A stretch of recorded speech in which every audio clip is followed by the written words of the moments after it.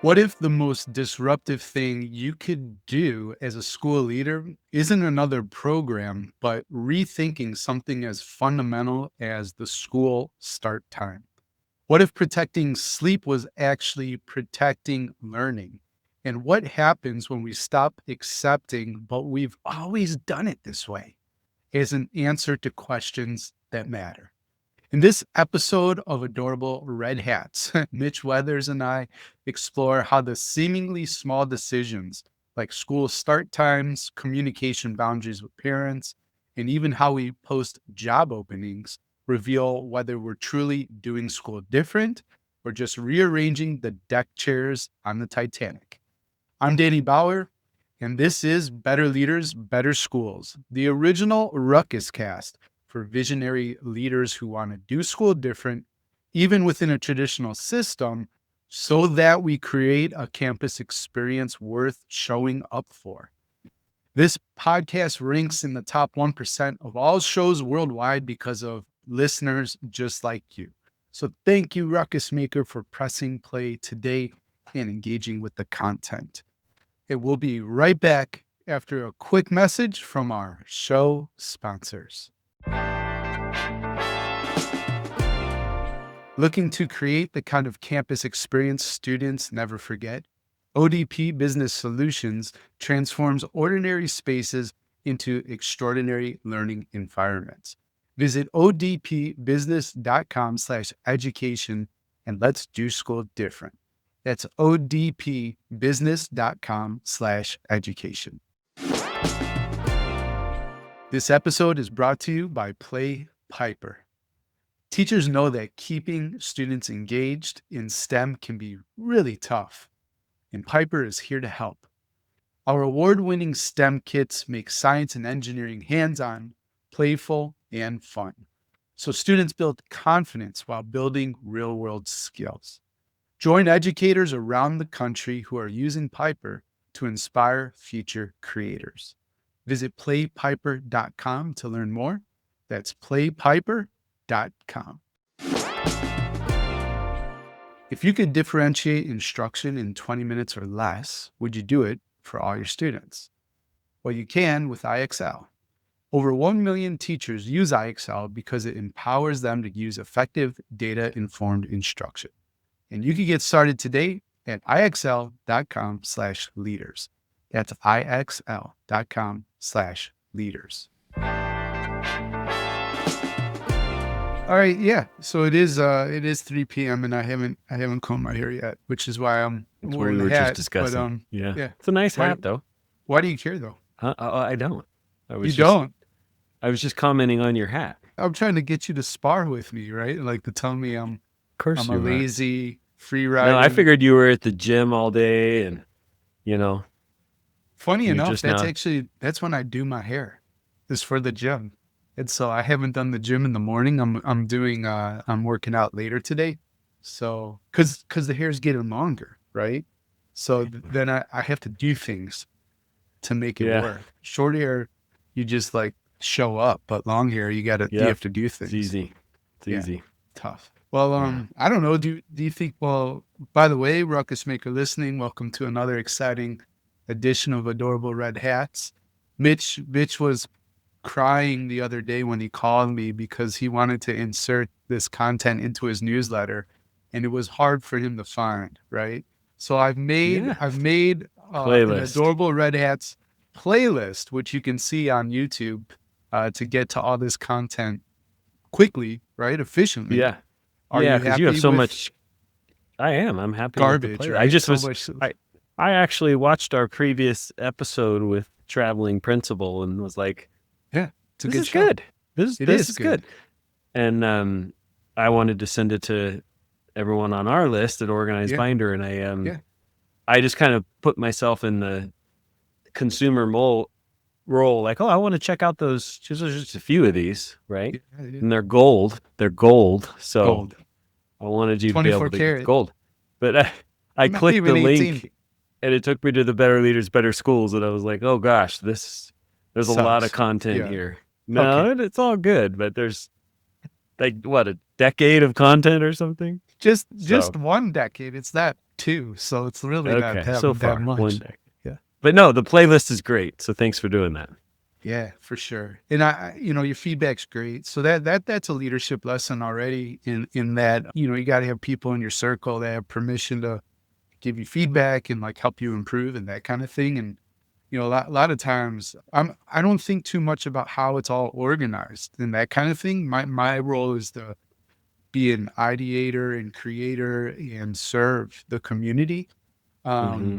But it might not be packaged up, you know, super nicely, right? So that was good feedback to get to the Adorable Red Hats content at least quickly. There's a playlist for the Ruckus cast too, which is all the episodes.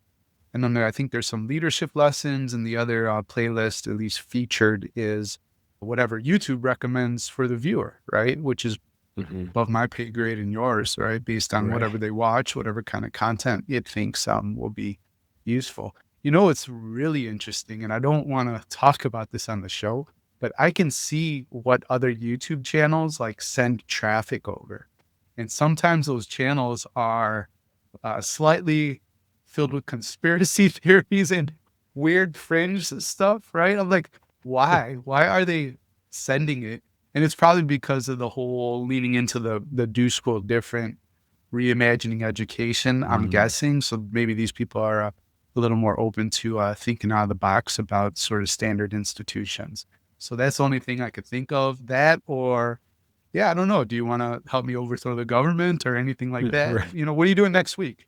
No, you're good. Okay. I'm I'll good. take I'm your good. I'll take your silence as an answer. So yeah, but you're poking fun about the hairdo, but you were saying you came across some stuff about testing and sleep, or do I have that Yeah. I've correct? been kind of taking a deeper dive. I just finished book 2, and anytime you're writing a book, at least for Yeah. me, Yeah. and I've only written 2, I read a lot more when I'm writing, Yep. probably just out of necessity or whatever. But now Sure. that manuscript's been sent off and we're kind of just waiting for copy edits, I'm still in the zone, but more casually just reading. And I found it interesting, this article or this research that came out, and it's just things that it's outside of a teacher in the school sphere of influence, but 8 hours of sleep on school nights was most strongly associated with better test performance, especially in math and science. And that association was clearest for lower achieving, lower attaining students. And it's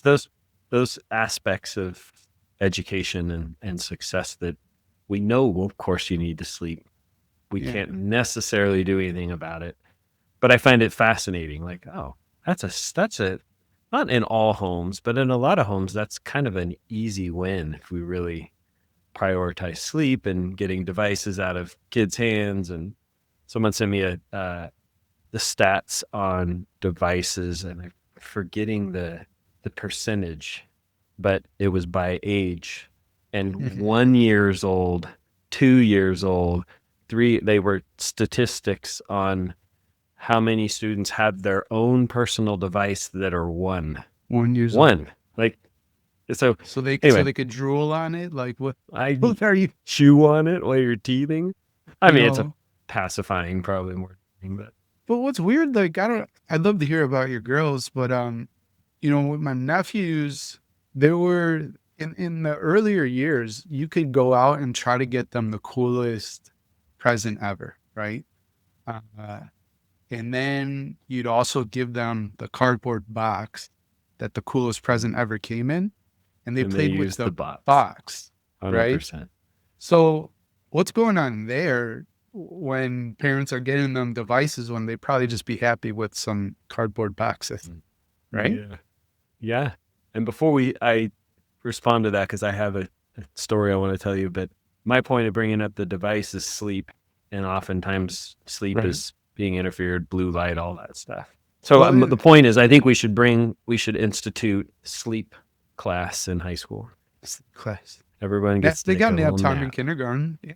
Dude, bring it back. High school is Yeah. when kids need sleep. So I digress. I think that's interesting. But when I was in the classroom, Didn't you sleep through the boring classes though? Like, I I know remember I sleeping did. in class. Actually, you bring up another story. As a teacher, one of my Yeah. like philosophies, when you could just see, I mean, we've all been in class or some meeting or something, and you just clearly didn't get enough sleep. I remember viscerally remember doing this in high school, picturing a cot next to my desk and just thinking, like, if there was a bed right there, I would lay down and be asleep in like 2 seconds. A second. And just so tired. When I did fall asleep one time, and I forget what class it was, and the teacher let me sleep for like 3 or 4 classes. Like, I just you needed get everyone be quiet. Yeah.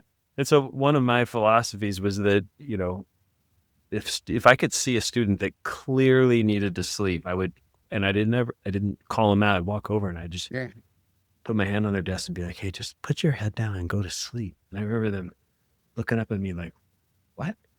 And I'm like, you're not going to remember any of this anyway. You're too tired. Just go to sleep. Stop by at lunch tomorrow. We'll go over. We'll do something. Right. And a couple kids would take you up on it, and they would just sleep, and I'd wake them up at the end of the class, and they were kind of good for the rest of the day. So they were good. Yeah. Something to be said for sleep.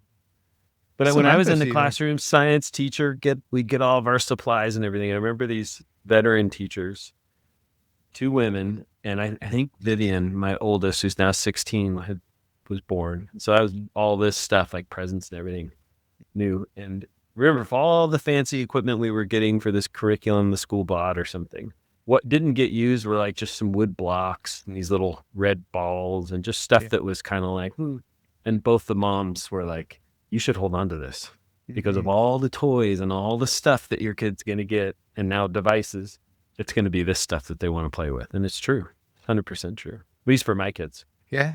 So. That's what I've seen too. So it's interesting. I don't know. I mean, maybe it's just like a pressure.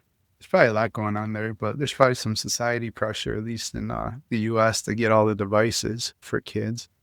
And then, so what's interesting is, at least for my kids, 16 and 12 now, and as you know, went K-8, pre-K-8, through a public Waldorf school where there's literally no technology. They even took all the whiteboards out and reinstalled chalkboards, and it was all like wooden toys and a very like intentional approach to technology.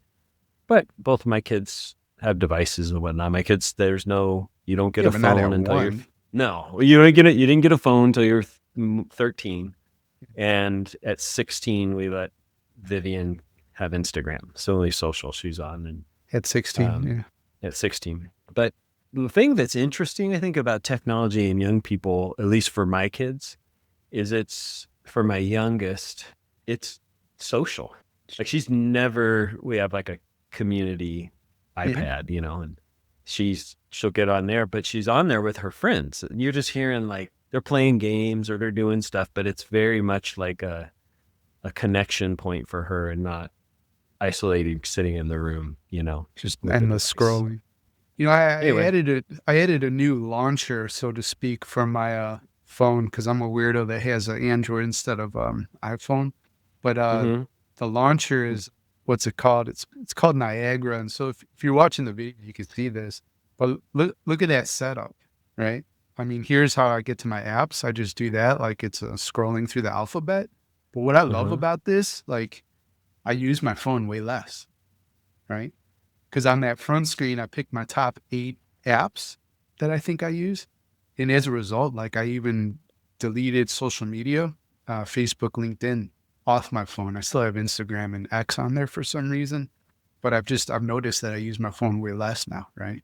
So maybe YouTube TV, because I want to get some content. I like the Waking Up app and the app called The Way, because those are 2 meditation apps. But other than that, and music, and messaging people, I'm just happy because I've actually made my smartphone kind of like a dumb phone, except when I need it for, certain things. And my use is like way down. So I really appreciate that. Yeah. I think number of years ago, and it was part of a conversation we were having, maybe with the edupreneur or something. My home screen, I moved, you have on an iPhone, you have those native bottom 4, sure. But I have nothing else there. So I don't know. You just had the 4 apps and then just like a picture. You have to scroll to the next screen to even see anything. I've never been a phone addicted human, and you know how I am with social. So I don't know if it decreased my time, but I would rather not be on my phone. It's so convenient, but it really does at times start to separating the work and personal life thing has gotten harder with technology, I think. So Yeah. I like There's that, and I like a good dumb phone. well, there's that, and like the algorithms and everything in there, they feed you content, right? So if we Yeah. were, let's say, leaning on the progressive side, and we had a friend who was leaning on the conservative side, the two worlds that we would see on those two phones would be, you wouldn't be able to tell that they were on the same planet, right? Yeah.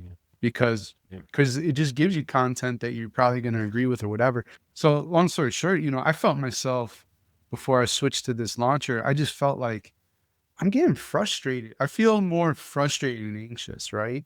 And I'm not even diving into the news. You know what I mean? So like, where is this all coming from? And I was like, it's social media. They're sending me a bunch of stuff that I would care not to see. I'd love to see an update on Viv going to homecoming or something like that, right?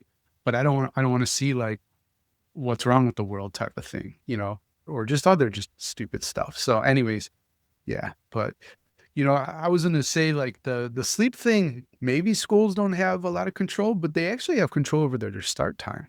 Right. And so I think like Do individual having schools, or do you mean like a district yeah, level both. decision? Right? Both. Well, yeah, I mean Okay. it's a district's decision, but isn't there a lot of I thought there was research that showed like, oh, we should actually start high school later in the day. It'd be better for the students. Undeniable. Yeah. And it's cool. My daughter Vivian, who's in high school, starts at 8:30, whereas the TK8 starts at 8. Right. But I think so. I think it's related to sleep, but even just the school day. I don't think we need more time. I don't think we need longer school years. I think there's a very compelling argument to be made for how we spend the time we have that we should engage in. But yeah, I mean, high school should start at 9 and be done by 1. Right. In and out, done. Like, you know? Well, an interesting thing, I'm looking forward to having the founder on the Ruckus cast here, but there's that school, Alpha School, that started in Dallas and now they're popping up all over the US. Their model is to leverage AI to deliver instruction, right? As the main teacher that is adaptable based on where the student is in terms of mastery. And then the teachers act more like, I think they call them facilitators or guides. So helping the students navigate, that personalized digital learning experience and deepen sort of their understanding. But they claim, right, that they do their work like in a compacted amount, just a few hours every morning. And then the rest of the time of school is basically taught how to be a good, well-rounded human being and not be weird. You know what I mean? And that's opposite of like how Waldorf, that your kids experience in a intentionally more unplugged sort of environment. But it shows that maybe that model of teaching from 8 to 3 or whatever with a new lesson every 50 minutes, maybe that doesn't have to be that way. And so we can play around with that and see what we can do for students or what the purpose of school is anyways. So I bring that up I mean, because what's the history of that time frame is really, and it's valid, like work. Work in agrarian sort of society. Right. And I mean, kind just like even parents having to drop their kids that got stuff we got to do. I mean, there is some of that's a reality. And if that's what keeps us from reimagining or considering other things, then. But even in that, like you could still reimagine the education experience if it is a thing that helps adults go to their jobs, right? Mm. And then who's going to take care of our kids? That is a part of the component, part of the process of a school's promise, I guess, the community. But what happens when a kid arrives on campus could be different. It doesn't have to be skill and drills starting at 8:05, right? Let's get ready for the tests because as well as I do, I met my wife because of my ACT score. Yeah, exactly. It was on my Tinder profile. That's what I led with. And she was captivated. She said she found high ACTs and beards attractive. Yeah. So, and the rest is history, as they say. Man. You bring up a good point, too. Like, you get there at 8:05. What, you met your wife through ACT scores, too, or? No. You didn't? No, I'm just talking. I was just going to say the experience. If you've ever taught, at least for me, it was always mostly ninth grade, but high school, just the difference from like, if your class, like your school started at 8 a.m. and, let's say every hour is a new class period, the difference in engagement throughout the day, just based on time, and there's other factors for that age group in particular, that first period can be pretty sleepy, getting them going. So, right. So I think what were we trying to say? So maybe look at adjusting timetables of a campus. Keep teachers that are maybe a little less effective, because that could be the nap period for all your students, and they get ready, for the content that matters, I guess, on the test. Any other main points that we made there? No, I just think kids need sleep. Need to sleep. They need sleep. Go to bed. I mean, we're working so hard to do this right and to improve it, and yet that's what before we hit record, that I think I find it interesting, is I like to pour over research and just kind of see what there's these factors. Is like, oh, that's all kind of like low hanging fruit, that wouldn't be that hard to think about if we really were tuned in and kind of willing to rethink how we spend our time, for example. But yeah, that's just what hit me. Sleep and some other things too. I've been like, oh, that could have a significant impact, and it doesn't require, monumental change. Yeah. It's amazing that you can spend 20 minutes talking about sleep in schools like that.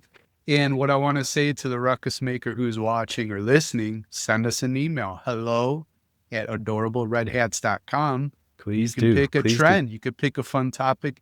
You can join the legendary Mitch with an ACT score that is not going to be discussed on the show, and me, who landed his wife because I got a 27. So it's not even that good. It's kind of good.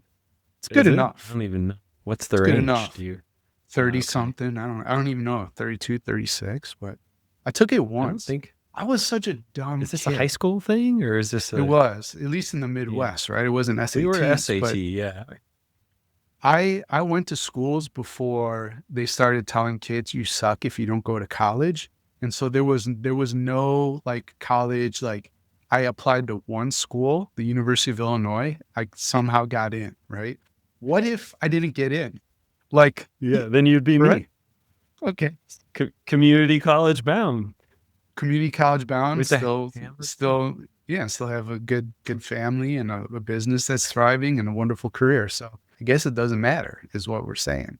But part of it is like, applied to one school. I took the ACT once, and these days it's like, you got your reach schools, right, and the match schools. It's too much, and then you take the test 5,000 times, so you can go from a 27 to a 29. Game changer. Change your life. Change your life. Yeah, it's interesting seeing nicer, smarter, hotter wife. It's a different bracket. So but your whole life has changed. It is interesting, in all seriousness, to see it from a parent's perspective now, with a 16-year-old who is college minded and is trying hard to do well in school and all that, and she has me constantly being like, I think you should take a gap year. Yeah. Really? Yeah, I think you should maybe just don't go. I don't want you staying here and doing nothing. Like, if you're going to do that, then maybe go to school. And that's fine. It's not saying it's a bad thing, but I'm always trying to tone that down, because of the messaging to young people. Yeah, it's just like, if this doesn't work out, you're screwed. Yeah. And to make it work out, she's always like, okay, should I be playing this sport and doing this club and do it? And I'm like, well, do you want to play that sport? If you do it. And if you don't do it. Like, your life is going to be fine. That pressure bugs me a little bit. Yeah, it is. I'm just trying to get out of paying for college. So I'm trying to get her not to go to college. That's really funny. What if we came up with like the anti-parenting guide to like low aspiration kids or something like, if your kid is college bound and you don't want to pay for school, take this course, right? Take this, yeah. And if you want to help us build this course, right, email us at hello@adorableredhats.com. And you could be a content a subject matter expert, right? Isn't that what they call them? A Yeah. So if you have already, because your school's poor performing, or you're just a terrible parent dashing the dreams of your children, send us an Right. email, hello at Right. Yeah. adorableredhats.com. Well, but let's step back, and I think we need to really be You're right. Now intent. let's get serious. 24 minutes in. Yes. All right. Speaking of college and young people, the question Mm. I think that needs to be explored is, why are you going to college? Sure, Because sure. if in the American ethos of capitalism and greed, and I'm going to make a bunch of money and have this great job, well, some of the wealthiest people in our society either We dropped just out or lost never went to college. 50% of our watchers and listeners because of that. Sorry about that. Sorry about that. But I just want us to That have was those Mitch's opinion, conversations. okay? You keep subscribing. Danny says, if you like greed and capitalism, USA. You know, USA. No, but you agree with me. I know you do. But what's the point of it all? Is there? And I'm not saying there's a wrong or a right answer to that, but I think the idea that we all have to go one route for life to work out in a certain way, it certainly is not a bad thing going to school. And I know both of my daughters will go to college. That's their plan. It's our plan for them. But I constantly want to come back to that, like, okay, but let's remember the why of it all. so You important. know, get more out of it if you're going into it that way. Yeah. I know I could be a goofball, and that's part of why I enjoy recording these with you, because it's a sort of an expression just to be playful and have fun, right? And we don't have to Mm-hmm. be so serious all the time.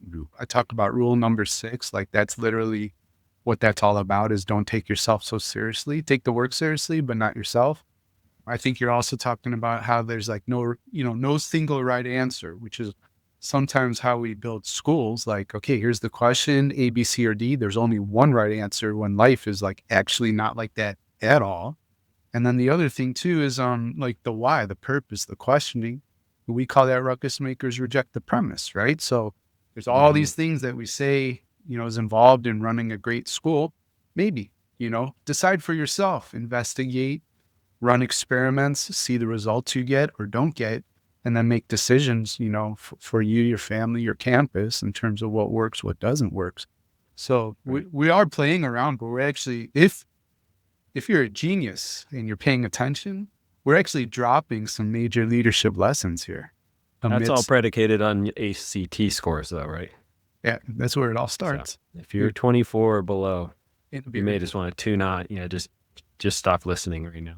What would you do to somebody with less than a 24? Let's just alienate more of our audience. Like what would be your top 3 decisions, like moves they should make right now?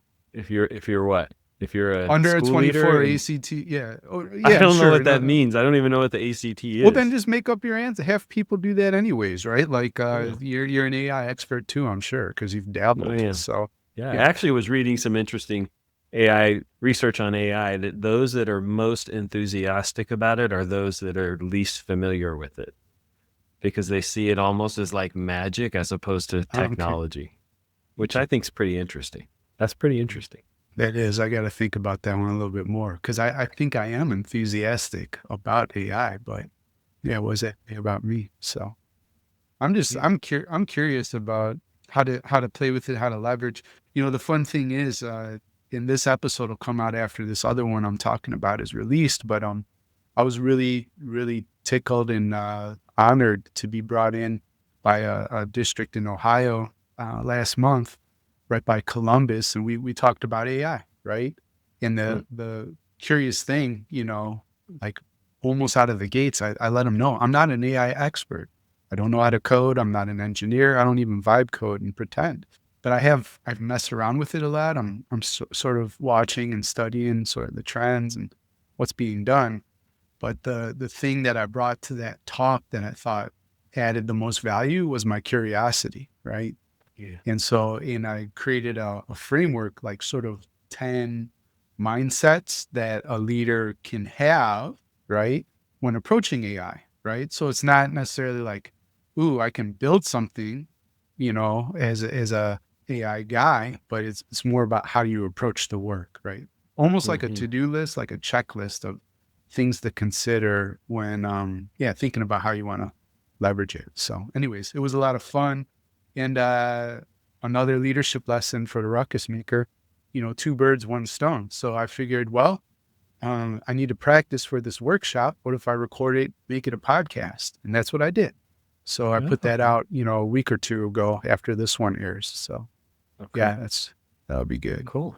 10 good AI idea. Principles for, thank you. Well, it's good just leading with curiosity into it, because anytime you and I have been in this space long enough that anytime there's something new, that the immediate knee-jerk reaction is to ban it. You have to stop and go, okay, I'm not saying don't do that, but I'm not convinced that's the right move. I think that curiosity and figuring out, is this something that we need to limit? Like, for example, the research now is crystal clear that when kids don't have cell phones on them at school, they're more engaged, they learn more, they're more. Yeah, I mean, and that's just human nature, right? That's what's happening. And there's a trend to move away not from having a phone. And maybe that's just an initial step to then rethink, okay, how do we use this super powerful tool you have for something other than a distraction or just social media? I mean, it's an evolving conversation, but I'm always kind of fascinated, and it happened with AI, right? Like, of course you can cheat. Of course it can write your essay for you. So we immediately, you start hearing of bans, and I'm always like, oh, this will be fun to watch how this plays out, because that's not usually the right response when it comes to a new technology or device. Or books. So books. Yeah, just ban books. Ban books you don't agree with. Some books. Yeah, that works out well. All right, what trends were you thinking? Yeah, you did. I kind of railroaded our adorable red hat conversation. No, not at all. I think I like where it went. Let's take a break here real quick, and then when we come back, the trend I want to bring up is how would you respond to parents upset because sent an email at 2 a.m. and it was 7:30 and they didn't get a response yet. So that's the juicy topic for after the break. Okay. ODP Business Solutions, formerly Office Depot Business Solutions Division, has been a trusted partner for schools for 30 years. At ODP Business Solutions, we're by your side to meet your evolving education needs. Now picture this, a learning environment so engaging students forget to check their phones. Sounds impossible? That's exactly what we helped Belago Academy create. Their secret? Working with ODP Business Solutions to build collaborative spaces that actually work. We didn't just deliver furniture, we delivered a completely new way of learning. From tech integration that makes lessons come alive, to flexible spaces that adapt to any teaching style, to sustainable solutions that reduce your carbon footprint. We're here to help you do school different. And the best part, you get it all from a single supplier. All to help you simplify ordering and streamline budgeting while staying compliant with easy access to cooperative contracts. However you want to advance, ODP Business Solutions has 30 years of experience helping districts like yours get ahead. Visit odpbusiness.com/education to learn more. That's odpbusiness.com/education. Tomorrow's innovators are sitting in today's classrooms, but only if we help them see what's possible. At Play Piper, we make STEM hands-on and approachable through kits that connect kids' natural curiosity with real skills in coding and engineering. Students who once thought, I'm not good at science, begin to discover their own potential. It's about repairing the pipeline and fueling the next generation of creators. To learn how you can inspire future innovators in your school, visit playpiper.com. Go to playpiper.com today to learn more. As a school leader, time is your greatest resource, and there is a real sense of urgency when it comes to getting students what they need right now. That's why I love IXL's Universal Screener. In 20 minutes or less, you can identify students in need of intervention. And IXL's Learning Adaptive platform makes differentiating instruction easy. As students learn, IXL adjusts to the right level of difficulty for each individual student. Get started today at ixl.com/leaders. That's ixl.com/leaders. All right, and we're back. Mitch Weathers and Danny here for the adorable red hats. Remember, if you want to join us, send us an email, hello@adorableredhats.com, and you could be our guest. Yeah. I was just looking at like popular content in the teachers subreddit, right, community and on Reddit, and one of the top ones from October was basically a parent emailed a teacher at 2 a.m. All right, and then followed up to that same email at 7:30 a.m. like furious that they didn't get a response yet. All right. So yeah, how would you respond? Now I want you to put on like an administrator hat. Like, how would you respond as an administrator, right? Let's say this is your teacher, and what would you say to them? Well, I would say the first thing as an administrator hat, which I've never been an administrator, so I'll try my best, but excuse me, is to have some, I guess you'd say, guidelines or like a protocols that parents, teachers know, like you have given amount of time to give a teacher time to get back to you. So some things in place that like the teacher doesn't have to have that battle on their own, because we've all had overzealous parents. So that would be first and foremost. And then as an administrator, I guess if it was a one-off, I would probably encourage the teacher to, step into it, gently set boundaries, but respond, like figure out, again, kind of like we were just saying before the break, it's hard to do, but to lead with curiosity. Okay, so what's going on here with this? It's not about me. And maybe I did make a mistake. Maybe I got the grade wrong or whatever. I don't know what the email was about, but to try to step away from that, lead with curiosity and figure out like, okay, why are you responding this way? And in doing so, I think it communicates to the parent, yo, that's not the right way to communicate, without just saying like, what the, like blowing up and having every right to be like, why are you coming at me? Like I'm doing the best I can, but to lead with curiosity. And then as an administrator, maybe gently remind families of like, hey, we got to have a certain amount of leeway with time and that kind of thing. So, I mean, we're all going to have those parents that, now, if it's habitual, then there's got to be an intervention. And I think administration, I had those conversations as a department chair with a teacher in my department. If a parent was either too aggressive or consistently writing him, I would just call a meeting and all three of us in person would sit down together. And oftentimes you would just hear what's going on with that person. And it's like, okay, I get this now. And then we establish some norms and move forward. So yeah, that's all good advice.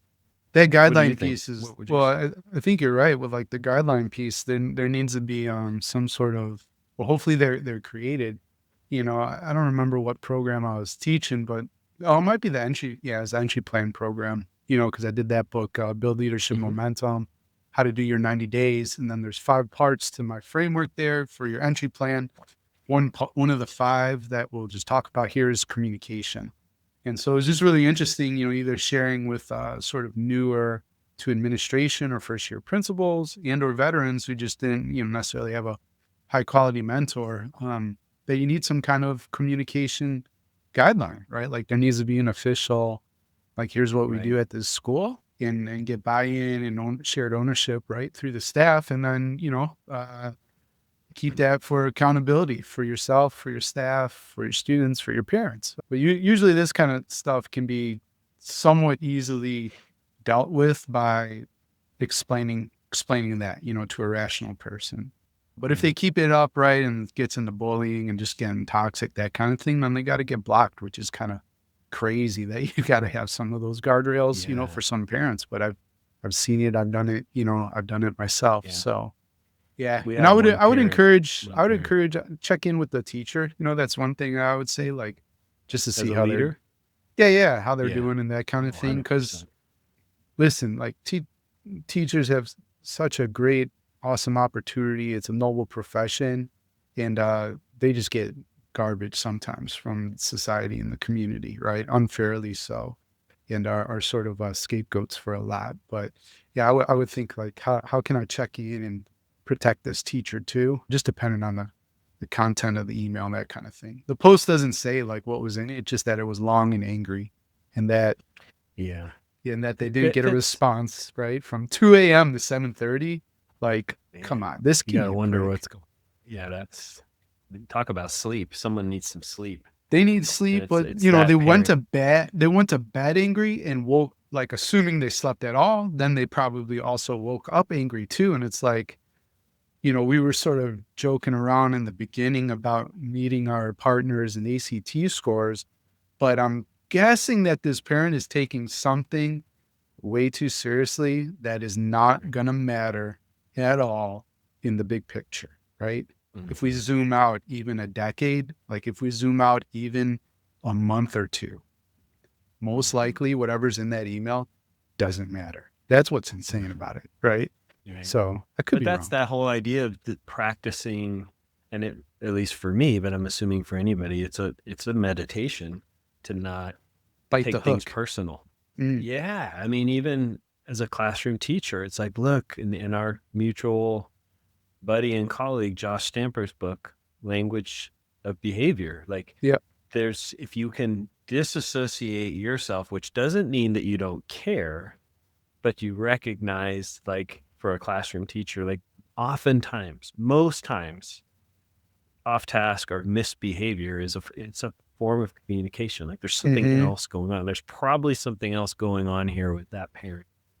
And to your point, like, or like I had a colleague that he was so great about it because some people would just beat themselves up, like if the lesson just came off the rails that day and it was a Mm-hmm. bad day or something. And he would always just be like, it's just one day of school. Yeah. Wh- And maybe just What we one less. do is Yeah. incredibly important, Yeah. but we're not that important. Like what you Yeah. can't take yourself that serious. Like, and it was freeing to be like, oh, we're trying so hard and it's just gonna happen. Oh well, Mm, laugh it off, try again. So I think that whole thing of curiosity, and I've only had one parent, one or two, that had to be either one didn't have to be blocked, but I had to make it as a department chair very clear that they were in the wrong. mm, And they just kind of stopped communicating because mm-hmm. we couldn't get to the rational part. And then I had another experience, not directly with me, a little bit with me, but with another colleague who it was a college professor, male college professor that just escalated all the way up to site and then district leadership, where it was just crazy what was happening. And the whole time he was always saying that, I'm just checking to make sure my daughter's okay. She's totally self sufficient. She's fine. She doesn't need me to communicate for her. And he just kept badgering people.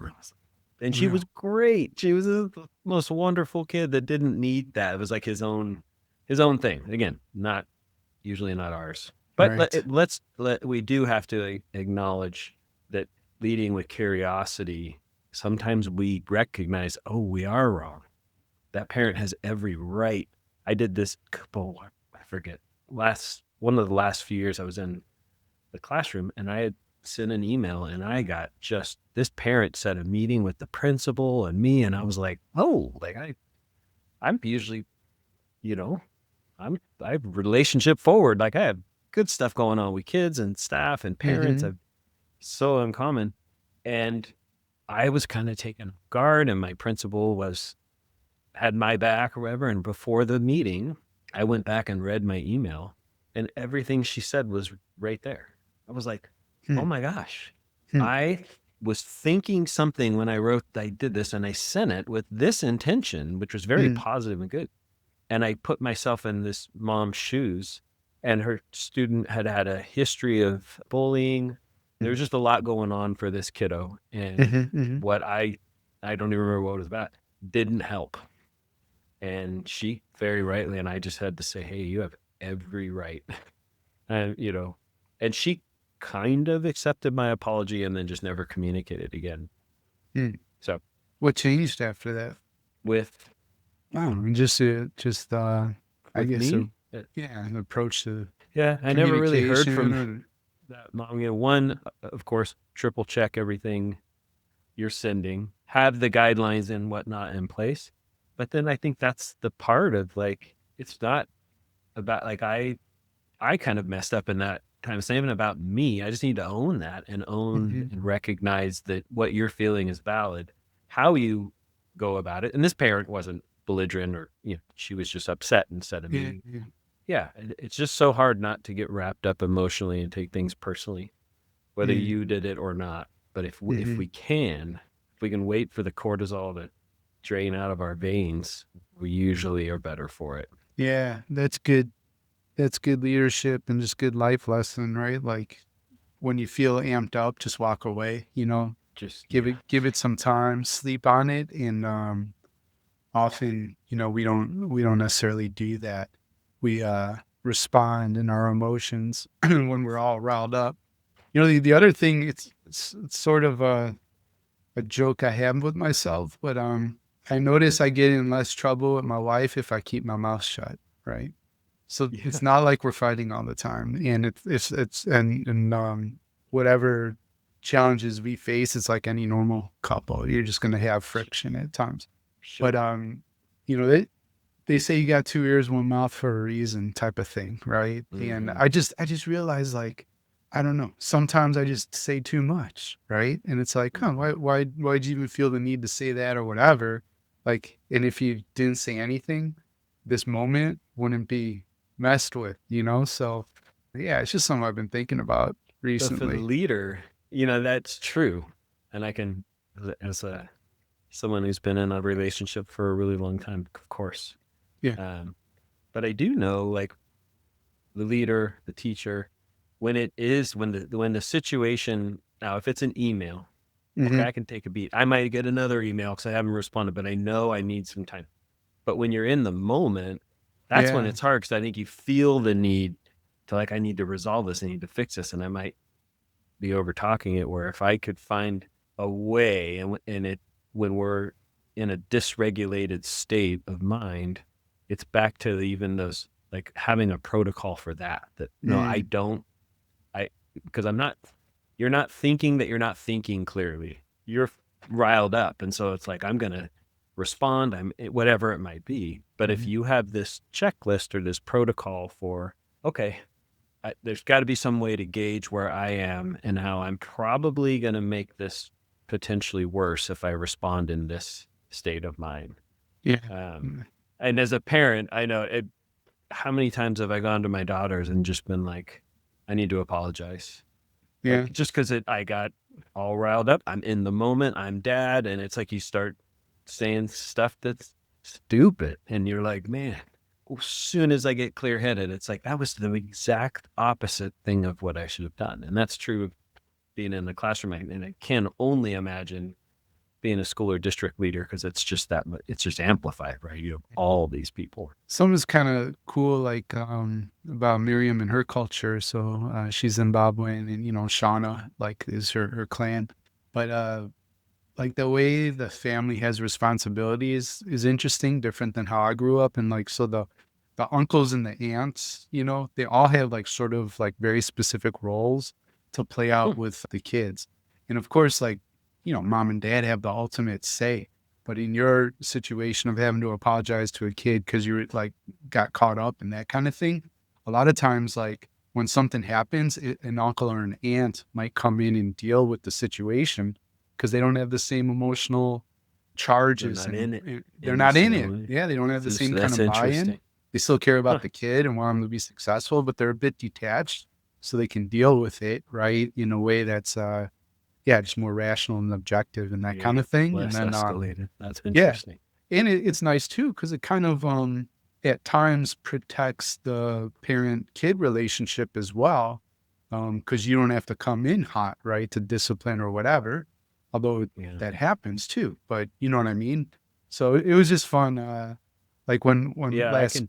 no, What's just I that? was Go ahead, I was sir. gonna say like a year ago when we had her brother, his wife, and their two kids, over, like if they were acting up, they would say, are you sure about this? We're going to have to tell Tete, which is, a name for aunt, and she's not going to be happy, Josh. And she might even call the I know your police, wife. right? Yeah. I And she could might see even her call. bringing some heat. She brought some heat. She brought, she's I very could see her sensitive. bring. She's sensitive too, though. So she brought Yeah. some heat one day, and then she apologized to Josh. She brought too much heat, she felt like. So, and it was so cute too. It was cute. Yeah. Now the protecting of relationships is key. That back to Josh. I don't know if you read that in a recent book, but they have these teams. So if there is, Yep. Yeah. they've worked it out on campus where if you're on, like, I'm going to speak from the high school paradigm, but it's true of that any book's The Language level. of Behavior, right? Like, sorry, Mhm. but just for Language of people if they want to check it out. Him and they Charlie should. Peck. Yeah. Yeah. And it's super practical, but they also grounded in the psychology of it. It's a great book. But one of the things that stood out to me was they had, and again, it was a protocol. This was orchestrated that at any time on campus, there's going to be somebody on this team that isn't actively engaged in teaching in a classroom. So of course the principal or somebody, and it was priority because they were dealing with a lot of behaviors. When there was escalation in a classroom, that, an issue between a student and a parent, or a student and teacher, something went on in the classroom, that teacher could make a call. And what's interesting is there's something to also be said, if it's a live conflict, getting out of the current environment, that person would come in and cover the class, and the teacher and kid could go elsewhere, work it out, cool down, because the whole point was recognizing that language is behavior, but prioritizing the relationship, which is what I heard you just say. And that's just something really important to keep in mind, if you're dealing with a parent or anybody that's, not acting in a way that's easy to deal with. That could be a school leader with a teacher. I had a good friend who's a principal, and she had the person left, but had a person on staff that, like, it seemed like his whole point was just thorn in the side. Oh gosh. Yeah. I've got war stories about that. You gotta have some protocols in place, but relationships matter in that event. Yeah. Anyway. Yeah. Cool. Well, as we close this up, any sort of last thoughts? I'd love to update Ruckus Makers on some programming we have coming out, but any updates on your second book or anything organized binder-wise you want the Ruckus Maker to know about? When does this come out? October 22nd. Yeah. Oh, well, just missed. I'm doing this fun. It's called American Heritage Schools in Florida. This is a cool thing. They do a virtual job fair. Okay. Yeah. And I don't know if it's I just got contacted. They always have a guest speaker, an expert that they invite. So I'm the expert that was invited. Congrats. But they give, it's one part, hey, this is our schools and what we do. One part, here's job openings. And then 45 minutes of PD with 1.5 continuing education credits just for showing up. Yeah. And they already got a couple hundred people. So I'm speaking at that tomorrow, which is, I think, kind of an interesting concept. Like, back to the very beginning, like, well, what are we doing with what we have? Yeah. But if you rethink hiring, like rethink promotion, like, why not grandstand a little bit and go, this is what makes our schools kick ass. Maybe you didn't know that. Well, it's interesting. That's a good point because, I, what's it called? Was dropped into this sort of charter school mastermind experience, and they brought me in as a guest speaker. And I was teaching category design, which is funny since I'm wearing the Category Pirates hat. But I was teaching ideas about category design to the charter school leaders, right? So what does category design have to do with education? Because it's really like a business application. But to me, it's just like everything. Yeah, for sure. Like, how do you show up in a new, different, creative way, right? That's when I say doing school different is moving from old, broken, traditional to new, different, creative. That's category design there. But I talked about attracting and retaining talent for your campus, teachers, recruitment, and staff. And many schools struggle with this, and some of it is sort of unforced errors, right? Like, I can't tell you how many advertisements, so to speak, or postings, announcements for job openings that you see on social media, and they just suck, like objectively suck, right? We're hiring for this position.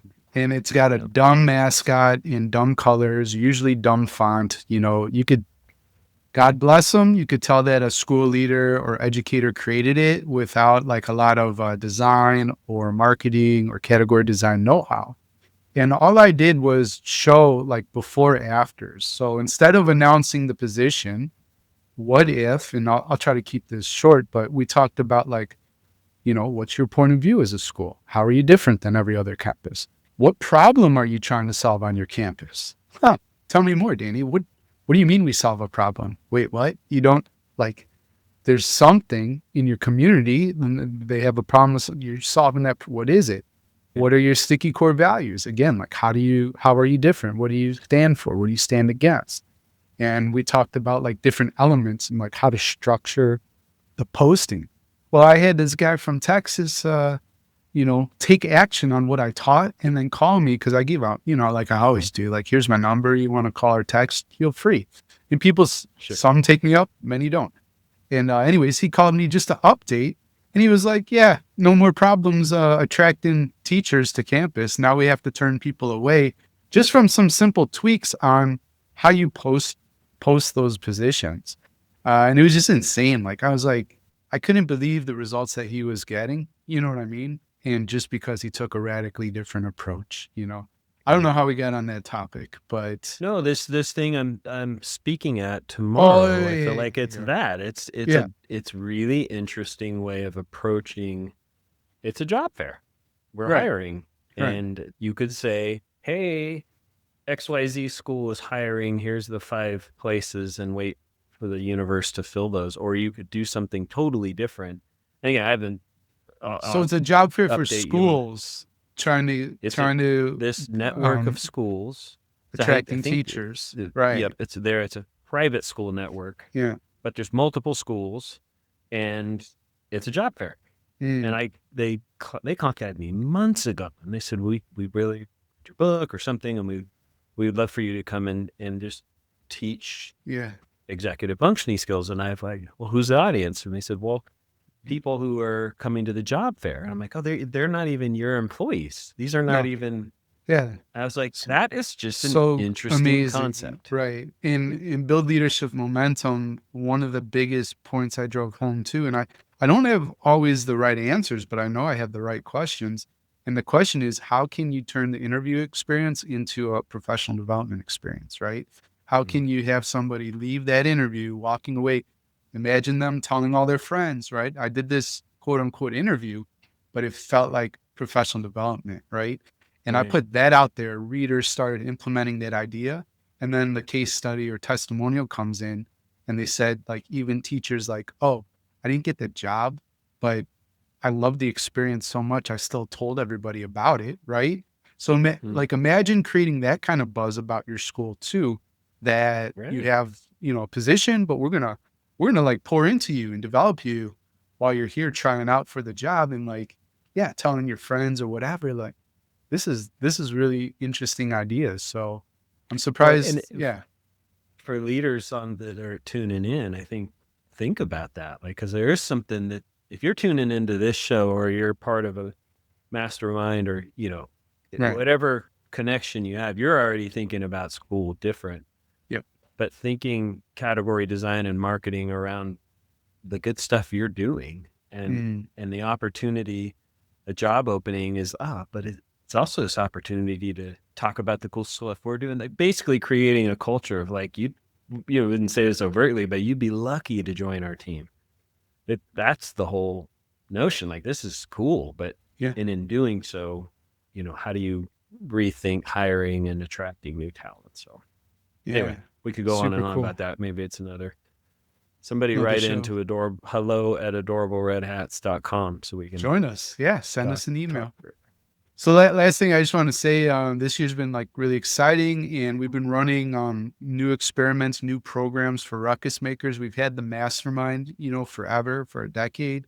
We used to have a 5-week program that was really successful called the Principal Success Path. And so I've been creating more programs like that. So we've already completed Play Your Game #1, which was all about when it comes to the great school leadership game, right? Are you playing by your rules, and do you know what rules you're operating by? And if you can't answer that question, like the obvious distinction there is that you're actually playing somebody else's game, right? So if you don't know the rules to the game you're playing, then you're playing somebody else's game. That's not a good thing. So we did that one. We're currently in the middle of our storytelling, what I'm calling the influence engine. That one's going super well. I'm very excited about it because it's, we were talking about tech as a tool and a way to leverage, and produce potentially better results for your classroom or campus. Well, if there was a technology that will never go out of style, it is even more influential, I'd say it's storytelling, right? So leaders are there learning how to tell their origin story, their pivot story, how to connect with staff and get them, to take action on ideas that matter, and not because of compliance or because of power or pressure and authority, but because you move people. I said a line in the first session that I wrote down that I think is a good one, but the idea is if you make people feel something, then they will do anything, right? So it's about like connecting emotionally that inspires action. So we'll run that program again, but not till probably next year. And then just coming up, just want to highlight, we're going to be doing an entry plan program December 4th through the end of January. So that's that 90-day, So it's good, right? If you're listening to this and you're going to be interviewing for new positions, AP principal, or trying to move into administration or make that jump from AP to principal, a lot of that happens in the winter. So we can help you land the job and be super prepared for your first 90 days. And then any other programs no, I think that's good. We got more planned for the second half or at least, the first half of 2026. But yeah, in terms of 2025, just the entry plan program. Oh yeah, and a resilient leader. Dan Watt is doing a resilient leader program, which is going to be Dan Watt. Yeah, for sure. So that one's just more about like your energy resources and making sure you stay in the game instead of getting burnt out. So how do you stay energized, fill your cup, bounce back from adversity? So that'll be good. Dan is like, there's nobody better to teach it than Dan. So if you're not already on the email list, go to ruckusmakers.news/subscribe and you will get invites to those programs as they're happening and just other great Ruckus Maker New School different content. So that's all I've got. Any last words from you? Let me tell you this. I do have, since you're just saying through 25, I'm offering a free masterclass November 19th. Yeah. 3:30 p.m. Pacific. Learn to teach executive functions in any classroom. And I'll get you the details on it, Danny, but I've been invited by a state level program here in California called SIP. And we're doing a 4-part webinar series completely free on rethinking behavior in particular through a disability lens and an inclusion lens. And there's a different speaker. I'm the closer. I'm the 4th speaker. It's going to be an incredible workshop. It's been marketed here in California, but it's open to anybody. Yeah. And it kicks off here pretty soon. So it's going to be pretty cool. It'd be fun if people joined. We'd be happy to promote those 2 programs and just encourage you, right? Don't mess it up. The closing speaker has a lot of power. It's the last thing people remember. So don't screw it up. For some reason, I got the invite and I met with the committee first, right? Yeah. And I was like, wow, you state California, blah, blah, blah. Like, okay, I'd be honored. And I thought I was going to be number 2. And, because a lot of my work is like, how do you thinking about shaping the environment and that leads to better executive functioning and modeling and routines. And then we met up again with all the speakers and everybody was doing like their spiel.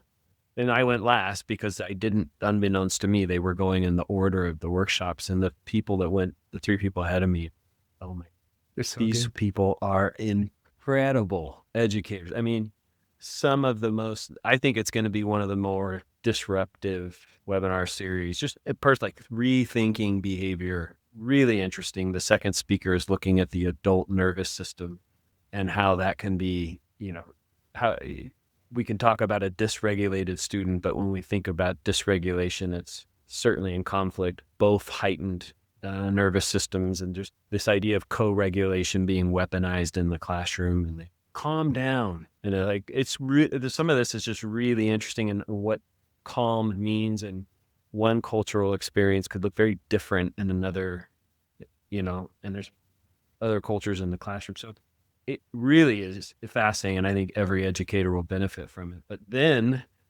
they asked me, and I just had to be honest, I'm on this Zoom, and I've felt imposter syndrome, a lot in my life. And I just told them, I'm like, I got to be honest. I just got to be me. But I don't think I've ever felt it this bad, ever. I have no doubt that I'm a mic drop and close it up because of their topics. Like, it's perfect for what I'll talk about. But man, they're powerhouses. So anyway, I'll get you the details on it. I'd love for Ruckus Makers to join us. I think we know of a bunch of schools that are doing watch parties, and it's nice. It's gonna be cool. Yeah. So, cool. We'll link it up. Yeah. Don't we mess gotta it wrap up. this up probably. All right. That's the pod. Hey, Ruckus Maker. Thanks again for pressing play. I hope you enjoyed today's episode as much as I enjoyed creating it for you. And before you go, if today's show shifted something in your mind or sparked an idea about how you could do school different, then I think you'd be a great fit for what we call the Ruckus Maker Mastermind. The Mastermind's a private community of innovative school leaders who meet weekly to grow, reflect, and disrupt the status quo. You can create the campus experience your staff and students deserve. Applications are now open, and go to betterleadersbetterschools.com/apply to put your application in.